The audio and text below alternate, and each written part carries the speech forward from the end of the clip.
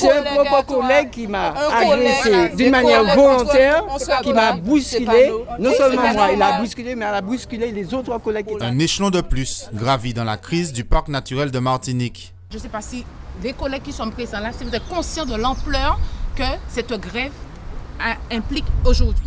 Selon certains témoignages, ce matin, le parc a été le théâtre de violences entre personnel gréviste et non gréviste.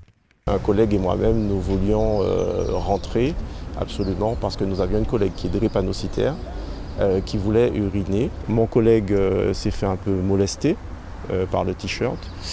Moi j'ai pu rentrer et lui aussi par la suite.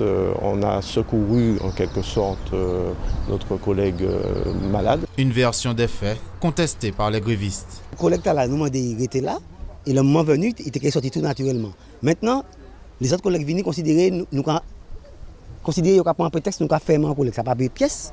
Et le collègue là était sorti normalement, même toutes les riverains qui ont circulé normalement. Une situation tendue. Certains craignent même le point de non-retour. Nous souhaitons nous en sortir au plus tôt parce que l'outil est en danger. Ce que les collègues oublient, nous sommes en train de scier la branche sur laquelle nous sommes assis. Nous pensons déjà à l'après-conflit.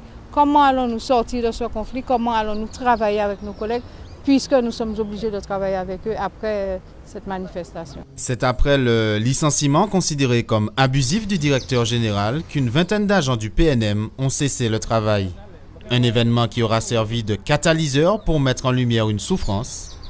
Autre point de revendication, la mise en place d'un outil permettant d'apaiser le climat devenu insoutenable. Et puis, et surtout, la gestion collégiale des ressources humaines. Que les décisions qui sont prises en ce sens, les recrutements, les arrêts de contrat, les licenciements, soient prises de façon collégiale avec le comité syndical. Monsieur Boutrin a attendu 40 jours de grève pour faire une ouverture, c'est un peu tard. Donc on ne pourra pas discuter, je reviens sur le terme de sérénité, on ne pourra pas discuter sereinement s'il n'y a pas une médiation.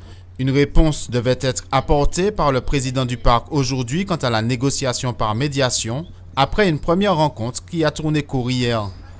En fin d'après-midi, le président du parc n'avait toujours pas communiqué sa décision.